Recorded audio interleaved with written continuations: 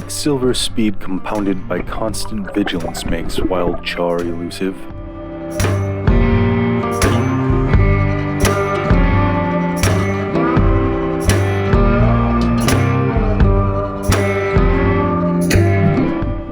It isn't difference in instinct of domesticated fish, but a lack of exposure to our peculiar human ways.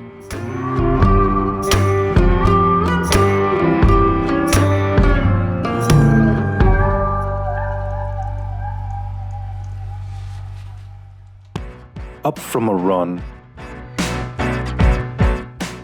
a brook trout flees for cover.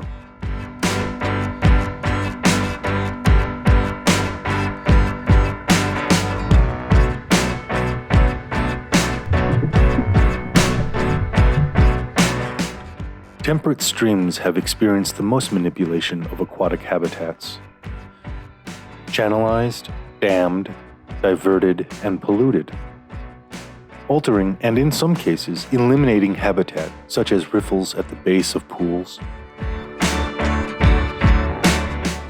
Despite all these human changes in amount and quality of water flow, few extinctions of temperate stream fish species have occurred, even if faunal depletions are common.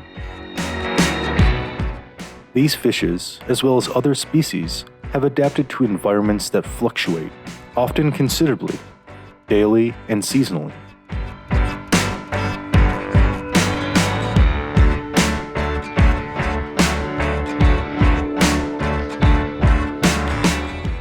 High gradients yield streams with little slow water. These stream beds are predominantly bedrock, boulders and cobbles with few deep pools.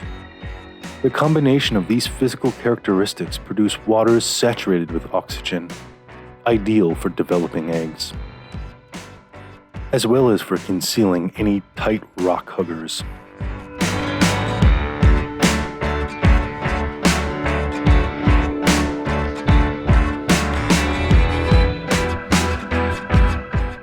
Species of the genus Salvelinus are distinguished from those of Salmo and Oncorhynchus by their adaptation to colder water.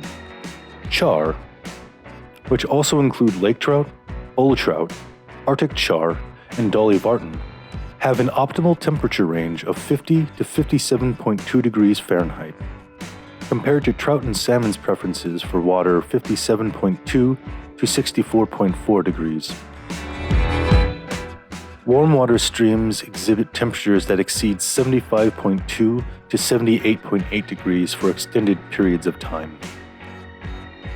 The distinctive life stages of freshwater salmonids began as eggs laid in depressions dug into gravel, called redds. Gravel is loose enough of a material to simultaneously surround, protect the eggs while allowing oxygen to pass through.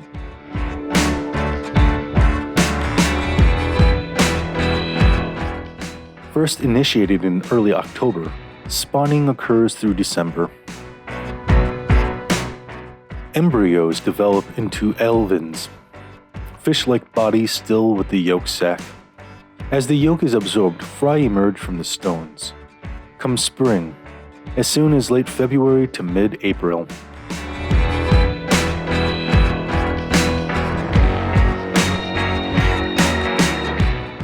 Fry develop into parr, distinguished by dark bars on their sides called parr marks, during early summer. The parr stage can last from a few months to years. Some isolated populations of stream char retain their parr marks throughout their life. Like their anadromous cousins, brook trout commonly make spawning migrations up small tributary streams, typically to headwaters. In these small streams, their young can spend a year or two without competing with adults for food and space. When juveniles and adults cohabit, resting and feeding in the same hole, riffle, or run, segregation by feeding habits, i.e., type and size of drift, as well as location in water column occurs. Such dominance hierarchies reduce competition among fellow char for food.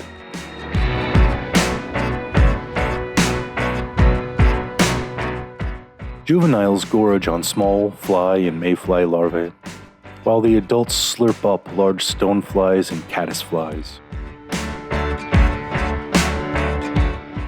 A 2018 genetic sampling found that these fish are distinct from those of the heritage and stocking populations of the Driftless, and are more like certain populations of the Lake Superior watershed. Fish that originated downstream by many orders and up through Superior, spilling from the Laurentian Shield's coniferous forest. Aside from illustrating the connectivity of watersheds, what cascade of insight into adaptive behavioral strategies, such as ecological niche colonization, this genetic puzzle elucidates? How might some of the larger fish survive winter? This stream doesn't freeze over, yet the lower flow isolates the already few and small pools. Cannibalism doesn't seem an effective means of reducing competition for drifting insects, as well as replacing the seasonally induced lower amounts of nutrition production, at least at this ratio of adults.